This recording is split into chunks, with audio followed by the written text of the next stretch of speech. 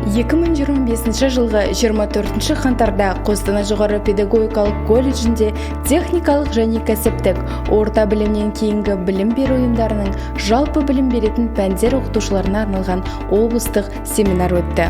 Бұл іс-шараны Қостанай облысы әкімдігі білім басқармасының әдістемелік орталығы және жалпы білім беретін пәндер оқытушыларының облыстық оқу-әдістемелік бірлестігінің төрайымы Кравченко Татьяна Николаевна ұйымдастырды. Семинар аясында техникалық және кәсіптік орта білімнен кейінгі білім беру ұйымдарының педагогтері колледжде өткізілген ашық сабақтарға қатысты.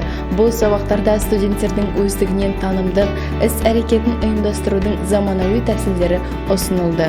Оқытушылар инновациялық технологиялар мен шығармашылық әдістерді қолдану арқылы білім алушылардың сыни ойлауын, зерттеушілік дағдыларын және өздігінен оқыту жауапкершілігін дамыту тәжірибесін көрсетті.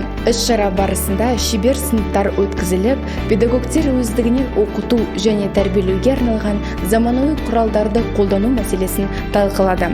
Семинарлардың тәжірибелік бөлімі қатысушыларға оқыту мен тәрбиелеу міндетін шешуге бейімделетін тиімді стратегиялармен қатысуға мүмкіндік берді. Мұражай өздігінен білім алудың кеңістігі атты әдістемелік экскурсия семинар қатысушылары үшін біртұтас тәрбие бағдарламасында көрсетілген негізгі құндылықтарды дамытуға арналған ресурс болды. Кейс әдісін пайдалану мұражайдың өзін-өзі білім беру үдерісіндегі рөлін өзекті етті. Семинар фидбек өзін-өзі дамыту мен тиімділіктің кілті атты педагогтерге арналған рефлексиямен аяқталды.